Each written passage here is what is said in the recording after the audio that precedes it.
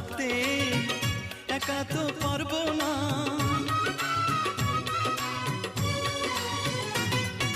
না না ভেঙো না আমার মন, আমি তোমার খুব আপন জন। মিষ্টি মিষ্টি কথায় আমার একটু বলে যাও, ও সাথী আমার তুমি কেন চলে যাও, ও সাথী আমার তুমি কেন চলে যাও।